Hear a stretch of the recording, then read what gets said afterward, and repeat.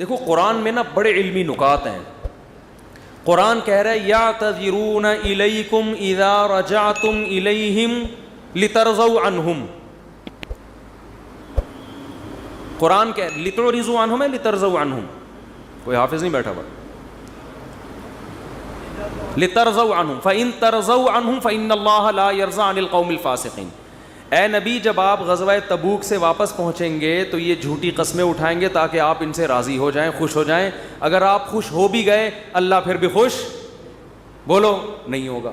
دیکھو یہاں نبی کو خوش کرنے کا ثواب کیوں نہیں مل رہا؟ کیونکہ یہاں نبی کو خوش کرنے سے مقصد اللہ کو خوش کرنا نہیں ہے. تو قرآن کہہ رہا ہے ایسی خوشی کا میں ایسی خوشی پہ خوش نہیں. اور کعب ابن مالک, مرارہ ابن ربی اور ہلال ابن امیہ, ان تین صحابی نے سچ بول کے نبی کو ناراض کر دیا. منافقین نے جھوٹ بولا نا کہ یہ عذر تھا یہ عذر تھا, ہم تبوک میں اس لیے نہیں آ سکے, یہ مسائل تھے یہ مسائل تھے. نبی عالم الغیب نہیں, آپ نے کہا چلو بھائی ایسے ہی ہوگا, آپ خوش ہو گئے ٹھیک ہے بھائی جاؤ, کوئی سزا نہیں کچھ بھی نہیں. اللہ نے کہا آپ خوش ہیں, اللہ نہیں خوش ان سے. دوسری طرف منافقین جو مخلص صحابہ تھے تین, کعب ابن مالک, مرارہ ابن ربی, ہلال ابن امیہ, یہ تین صحابی نے سچ بولا. یا رسول اللہ کوئی عذر نہیں تھا, بس ہم سستی کی وجہ سے پیچھے رہے, کوئی عذر نہیں تھا, جانا چاہیے تھا, ہم پہ فرض تھا, لیکن باغ پک چکے تھے, سب کچھ تیار تھا, پھر بھی نہیں گئے, کوئی عذر نہیں ہے. سچ بولا نا, نبی غضبناک ہو گئے. نبی کیا ہو گئے؟ اس لیے نہیں کہ سچ بولا ہے, اس لیے کہ جب کوئی عذر نہیں تھا تو پیچھے رہنے کا کوئی جواز بنتا نہیں. آپ نے فرمایا قم, جاؤ یہاں سے, حتی یقضی اللہ فیکم, اللہ فیصلہ کرے گا تمہارے بارے میں.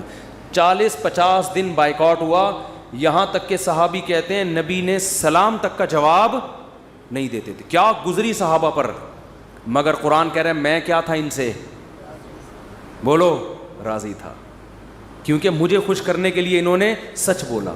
تو پھر اللہ نے پیغمبر کو بھی راضی کر لیا بعد میں, اور اتنا خوش ہو گئے پیغمبر, فرمایا اللہ نے تمہاری تو. اچھا اور سنیں, اسلام کے عقیدے بتا رہا ہوں کتنے واضح ہیں کہ ہم اسلام کو فالو کسی مدرسے کے کسی بندے کی وجہ سے نہیں کرتے.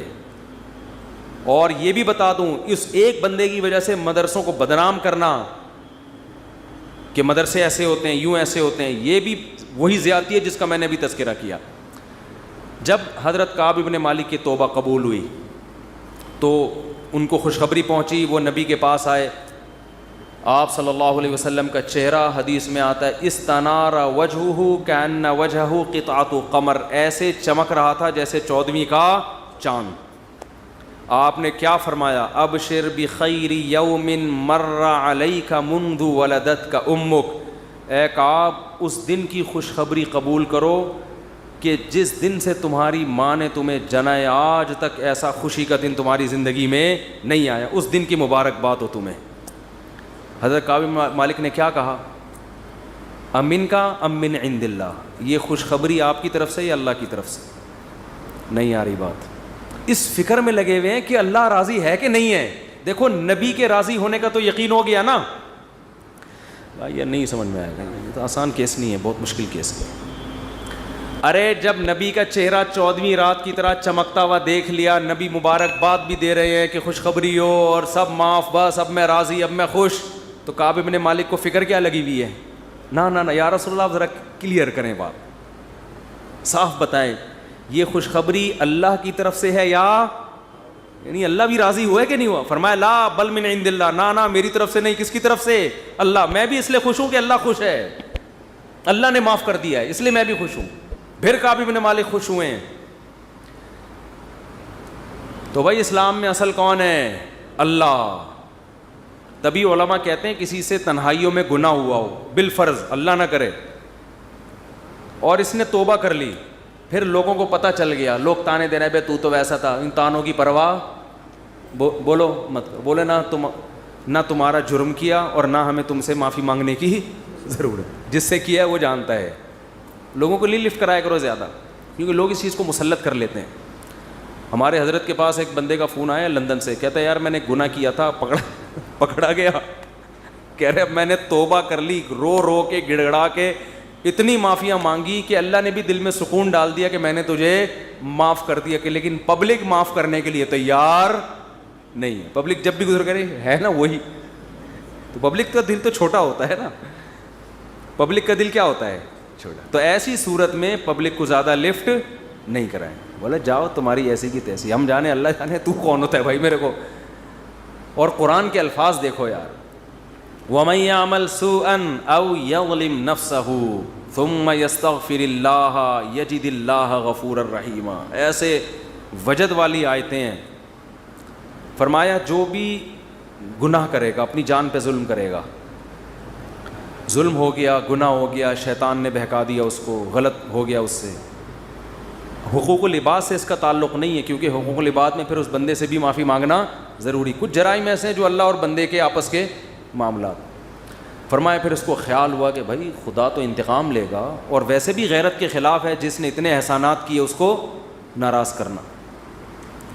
قرآن کہہ رہا ہے ثم یستغفر اللہ, پھر وہ اللہ سے کیا کرتا ہے, معافی. کیا عجیب الفاظ ہیں. اللہ نے یہ نہیں فرمایا غفرہ اللہ, اللہ اسے معاف کر دے گا, نہ نہ نہ, یہ انداز نہیں ہے, یہ اللہ اس سے انتقام نہیں لے گا. فرمایا یجید اللہ غفور الرحیم, وہ اللہ کو پائے گا, وہ دیکھے گا کہ اللہ غفور بھی ہے اور رحیم بھی, وہ دیکھے گا اپنی آنکھوں سے. یہ ایسے ہے جیسے ہم کسی کو دعوت دیں کہ آپ ہماری دعوت پہ آؤ, آپ پوچھتے ہیں کیا کیا ملے گا. ایک طریقہ ہوتا ہے آپ بتائیں بھائی بریانی کا انتظام بھی ہے, کباب بھی ہیں, اور اللہ بھلا کرے چکن کا بھی انتظام ہے, اور کڑھائی بھی ہے, 2-4 چیزیں اور بتا دی آپ نے, تو ذہن میں رکھ کر آئے گا ٹھیک ہے بھائی یہ چیزیں ہوں گی. ایک اسٹائل یہ ہوتا ہے وہ کہ بھائی کیا ملے گا, تو آپ اس کو بتائیں جب تم آؤ گے نا تو میری دعوت میں پہنچنے کے بعد تمہیں محسوس ہوگا کہ وسیم بھائی چھوٹے موٹے سیٹ نہیں ہیں. وسیم بھائی نے دعوت کی, یہ جی تم پالو گے, یہ چیز محسوس کرو گے کہ وسیم بھائی طبیعت کے تنگ, ایسا دسترخوان ہوگا, چھوڑو بریانی کباب, چھوٹی وہ غریبوں والی باتیں ہیں. کیا بریانی, مسالے والی بریانی, اور مفتی صاحب کے بیان سنتے رہتے الٹے الٹے, مسالے والی بریانی, چپلی کباب, کوئٹہ کی چائے. ابے بھائی چھوڑو یہ باتیں, یہ تو کہیں کھانچے وانچے میں پڑی ہوئی ہوگی, ٹھیک ہے نا. یجد تم پاؤ گے, مجھے محسوس کرو گے کہ یہ چھوٹا موٹا سیٹ نہیں ہے. دسترخوان دیکھ کے اندازہ ہو جائے گا بھائی کوئی بہت بڑا آدمی ہے. قرآن کیا کہتا ہے, جو گناہ کرے گا اور توبہ کرے گا یجید اللہ غفور الرحیم. اللہ یہ نہیں فرما رہے کہ اس کو معاف کروں گا, اللہ فرماتے ہیں جیسے کوئی بندہ دعوت پر آئے تو آپ کہو بھائی تم پاؤ گے کہ میں چھوٹا موٹا سیٹ نہیں ہوں. ہاں میں اس پہ واقعہ سنا رہا تھا کہ حضرت مولانا طارق مل صاحب ایک دفعہ کویت کے شہزادوں نے ان کی دعوت کی, تو اب وہ کیا تصور دماغ میں لے کے گئے ہوں گے. فرماتے ہیں میں حیران ہو گیا, اونٹ کے بچے صحیح پورے روسٹ,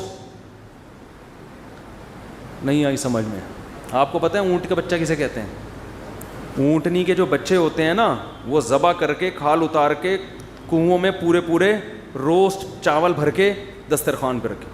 بکرے روسٹ تو سنے ہوں گے, اونٹ روسٹ نہیں سنے ہوں گے. اب جو شہزادے ہیں ان کے لیے یہ کوئی اتنی بڑی چیز نہیں ہے, ان کی یہ بریانی ہے, ٹھیک ہے نا, ان کی یہ کیا ہے.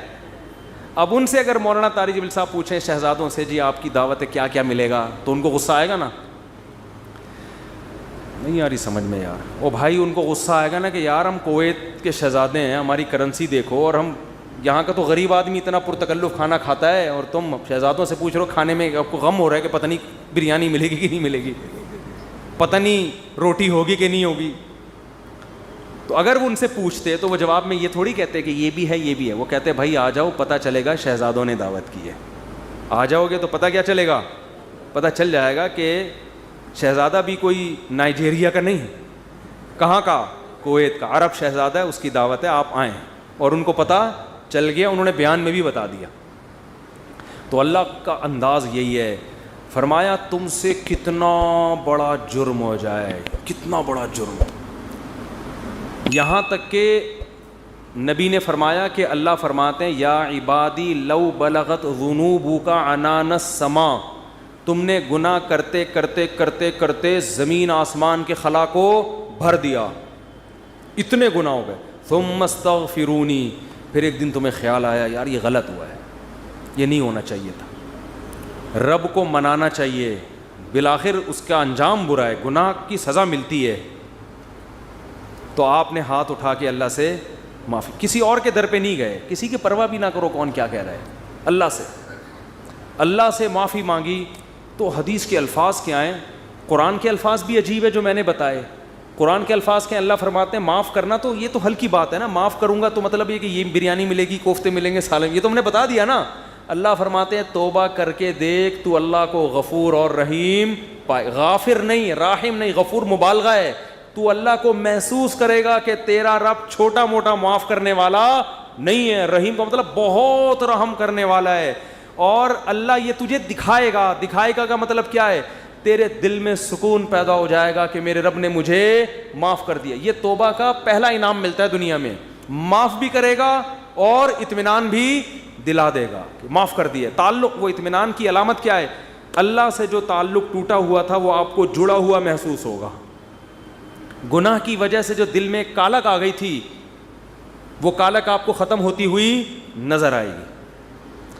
یہاں تک علماء کہتے ہیں کہ بعض لوگ گناہ کر کے ایسی توبہ کرتے ہیں کہ گناہ سے پہلے جو اللہ کا ان سے تعلق تھا نا, گناہ کے بعد جب توبہ کی تو اس سے زیادہ اچھا تعلق پیدا ہو جاتا ہے ان کا, پہلے سے بھی زیادہ اچھا اللہ کی محبت پیدا ہو جاتی ہے. یہ تو قرآن میں, حدیث میں کیا آتا ہے کہ اگر زمین اور آسمان کے خلا کو تم نے گناہ کر کر کے پر کر دیا, ثم استغفرونی, پھر مجھ سے مغفرت طلب کرو, لغفرت, معاف کروں گا. اتنا کافی تھا نا یہ جملہ, یار نہیں آ رہی سمجھ میں. دیکھو اللہ یہ کہہ دیتے کہ زمین اور آسمان کے خلا کو پر کر دیا, مجھے ناراض کیا ہے نا, پبلک کے پاس جانے کی ضرورت نہیں. عیسائیوں میں پادریوں کے پاس جا کے معاف کرواتے ہیں, اتنے پیسے لے لو معاف کر دو. اللہ کہتے ہیں پادری کا کیا بگاڑا ہے تم نے, ناراض مجھے کیا ہے, نماز چھوڑی ہے مجھے ناراض کیا, زنا کیا مجھے ناراض کیا, انٹرنیٹ پر فحش فلمیں دیکھی مجھے ناراض کیا, یہ جو ہو رہے ہیں گناہ آج کل, کچھ بھی کیا مجھے ناراض کیا نا, تو آؤ میرے سامنے گڑ گڑاؤ. تو اللہ کیا کہتے ہیں, زمین اور آسمان کے خلا کو پر کر دیا, پھر مجھ سے معافی مانگو گے معاف کروں گا. کافی ہے نا, بس کر دیا معاف. آگے اللہ ایک اور جملہ بناتے ہیں, لا ابالی, کسی کی پرواہ. بولو, اردو میں لفظ سماعت ہو گیا, بڑا لا ابالی قسم کا آدمی ہے. سنا یہ لفظ, ہاں بولنے میں کچھ ٹیکس لگتا ہے. لا ابالی کہتے ہیں نا, یہ عربی کے لفظ سے آیا لا ابالی. لا کا مطلب نہیں, ابالی کا مطلب پرواہ نہیں کرتا میں کسی کی. جیسے جو آدمی کسی کی پرواہ نہیں کریں گے, بڑا لا ابالی سا آدمی ہے. تو اللہ کیا کہتے ہیں, لا ابالی, معاف کروں گا کسی کی پرواہ نہیں. کیا مطلب, یہ جملہ لگانے کی کیا ضرورت تھی؟ جملہ اس لیے لگایا جا رہا ہے کہ بہت سے نیک لوگوں کو اعتراض ہو سکتا ہے, اے اللہ اتنے سارے گناہ سیکنڈوں میں معاف, یہ بات ہماری کھوپڑی میں بولو نہیں, کچھ تو تھوڑی سی ہوتی. جیسے ایک بیٹا نافرمان ہو, 20 سال باپ کو ستاتا رہے, اب باپ کو زندگی بھر ستایا اس نے, باپ نے کہا ایسی کی تیسی ہے, ابھی دیکھتا ہوں میں جائیداد سے آگ کر دوں گا, میں یہ کر دوں گا. باپ بوڑھا ہو گیا, مرنے لگا ہے بھائی, اب جائیداد کی تقسیم کا وقت آ رہا ہے, اور اب یہ گیا, اس کو پتہ ہے کہ اب تو سارا معاملہ خراب, زندگی بھر ستاتا رہا. آخر میں آ کے ابا سے کہتے ہیں, ابا I am very very sorry. ابا کہتے ہیں چل جا معاف کیا.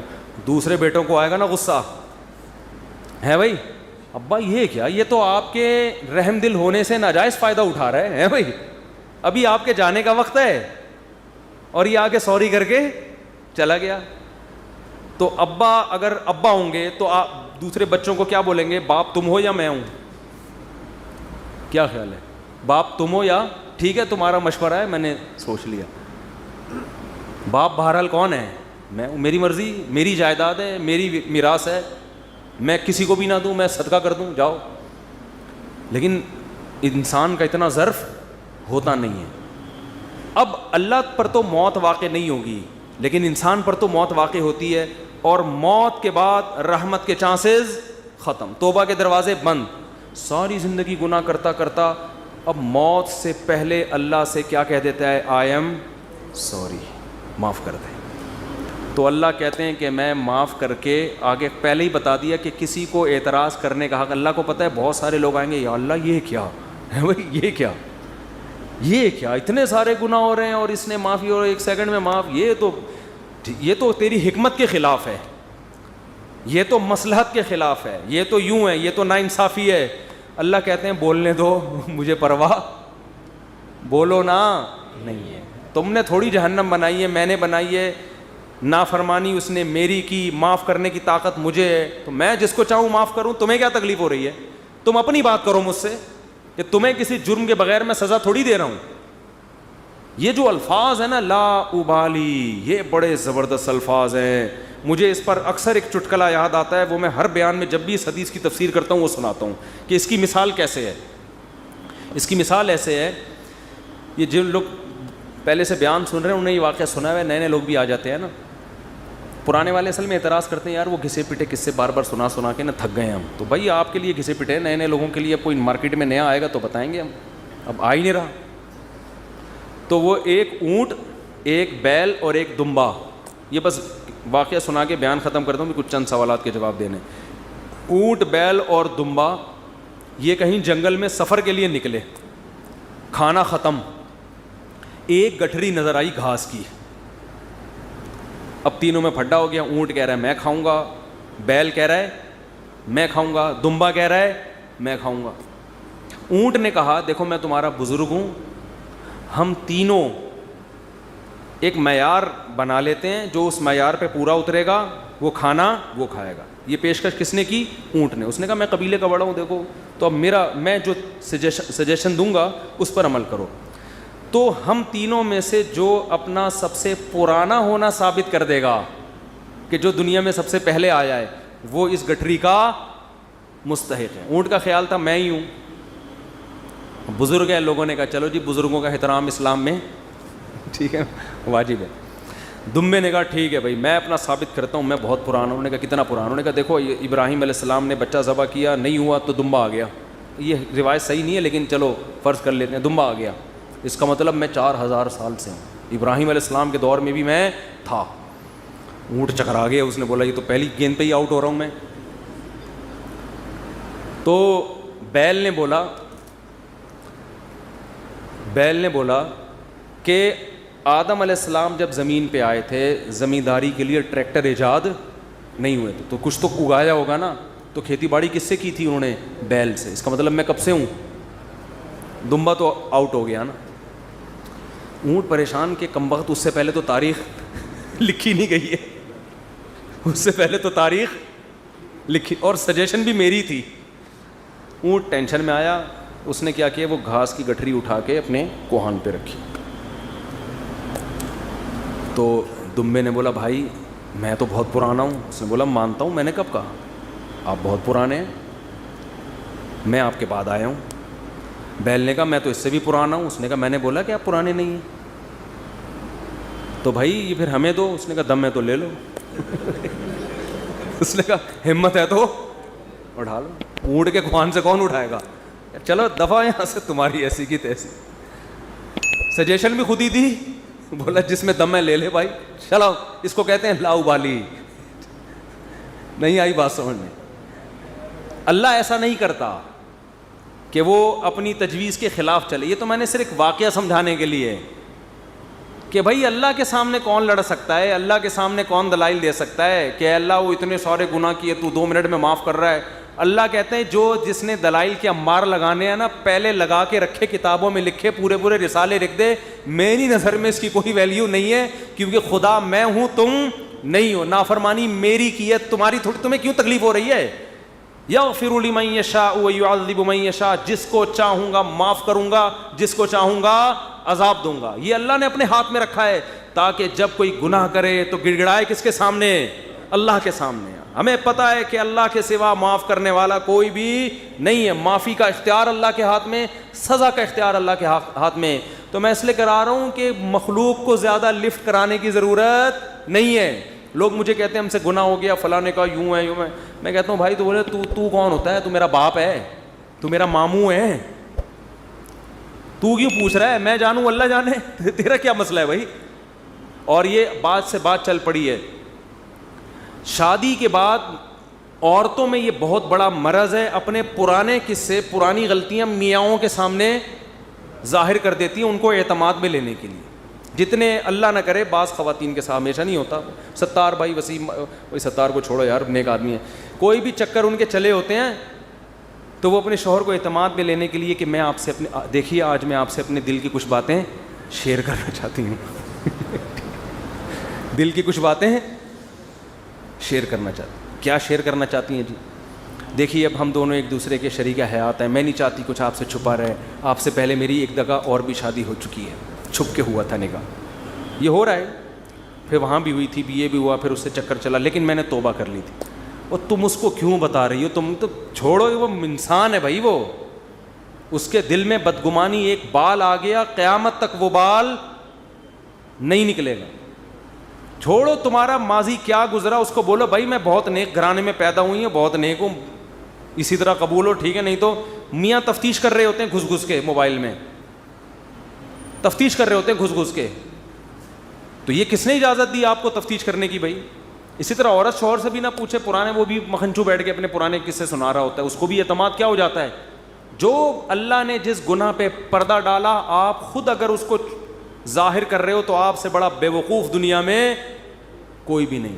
ایک عورت نے مجھے بتایا کہ میرے شوہر کو مجھ پہ شک ہوا, اس نے ماضی شادی سے پہلے, دیکھو شادی کے بعد کی بات ہے, شادی سے پہلے کیا ہوتا رہا چھوڑو اس کو, ٹٹولا بالآخر میں نے اگل دیا جی میرا کسی سے غلط تعلق تھا, میں نے توبہ کر لی. کہہ رہے جب بھی پھڈا ہوتا ہے کہتے تم ہو تو وہی نا. میں نے کہا غلطی آپ کی ہے, کیوں بتا رہی ہو بھائی؟ وہ 100 دفعہ بھی پوچھ رہے ہیں آپ کیوں بتا رہے ہو, کیوں بتا رہے ہو آپ اس کو؟ تو ہمارا تعلق کس سے ہونا چاہیے؟ ہم اللہ کے بندے ہیں, جرم اللہ کا, تو توبہ بھی کس سے؟ اللہ کی. اور ایک اور بات سے بات نکلتی ہے, بعض خواتین کے ساتھ کوئی ایسا واقعہ ہو چکا ہوتا ہے کہ وہ کنواری نہیں رہتی, بعض دفعہ کوئی مسئلہ ہوتا ہے ان کے ساتھ, یا بعض دفعہ کوئی برائی ہو چکی ہوتی ہے جس سے وہ توبہ کر چکی ہوتی ہیں, وہ شادی کرتے ہوئے ڈر رہی ہوتی ہیں. تو وہ ڈر رہی ہوتی ہیں کہ شوہر کو پتہ چلے گا, وہ کہے گا یہ تو کنواری نہیں ہے. تو وہ جب میں فون اٹھاتا تھا نا اس طرح کے مشورے بھی کہ ہم کیا شوہر کو بتا دیں, تو یہ حماقت نہیں کرنا بھائی. یہ تو کسی بھی طرح سے زائل ہو سکتا ہے, کسی بیماری سے بھی ہو سکتا ہے پردہ زائل, اور بھی 10 بعضوں کے پیدائشی نہیں ہوتا. تو ایسے موقع پہ جھوٹ بولنا بھی جائز ہے. نہیں آ رہی بات؟ عورت کے لیے جائز ہے کہ وہ شوہر سے بولو نا, جھوٹ بول دے, وہ یہ نہ بتائے کہ میں نے بدکاری کی ہے پھر توبہ کر لی ہے, یہ اتنی تفصیل میں جانے کی ضرورت نہیں ہے. وہ بول دے بھائی یہ پیدائشی نہیں ہے, یہ جھوٹ ہے. لیکن کیوں؟ وجہ اس کی یہ کہ اس کمبخت کو یہ تفتیش کی اجازت نہیں ہے کہ وہ پوچھے آپ سے. جو ماضی کے قصے ہیں وہ کیا ہیں؟ وہ ختم, وہ پرانے ہیں. تو جو ٹوہ میں لگتا ہے نا, ٹوہ میں گھستا ہے ایک دوسرے کی ٹوہ میں, اللہ اس کو کیا کرتے ہیں؟ رسوا کرتے ہیں. تو گناہ ہو جائے کس سے تعلق؟ اللہ سے. ہم عیسائی تھوڑی ہیں کہ پادریوں سے جا کے یا پنڈتوں سے جا کے اپنے گناہ شیئر کر رہے ہوں. مجھے بھی لوگ آ کے بتاتے ہیں, میں کہتا ہوں یار مجھے نہیں بتاؤ کیا ہوا ہے, میں بھی انسان ہوں. ہاں ایک صورت میں آپ بتائیں, جیسے کوئی مریض ڈاکٹر کو اپنی بیماری بتا رہا ہوتا ہے علاج کے لیے, تو کسی بزرگ سے, کسی عالم سے آپ کا تعلق ہے, آپ سمجھتے ہیں کہ اس سے میں مشورہ لے سکتا ہوں, اور مشورہ اس وقت تک نہیں لے سکتا جب تک میں اس کو اپنا پورا مرض بتاؤں نہیں کہ میرے اندر کیا گناہ ہے جو میں چھوڑنا چاہتا ہوں مگر مجھ سے چھوٹتا نہیں. ایسی صورت میں پھر مجبوری ہے بتانے کی تاکہ وہ اس کا کوئی علاج بتائے آپ. تو اس کا خیال کرنا چاہیے. یہ اللہ کا دین کتنا زبردست ہے, اللہ نے ہمیں بتا دیا گناہ سے بچنا کیسے, ہو جائے تو کرنا کیا ہے. تو ہمارا رب ہے غفور الرحیم, جب توبہ کرو گے اللہ کہتے ہیں میں بتا دوں گا کہ میں, لوگ معاف نہیں کرتے مگر میں معاف کر دیتا ہوں.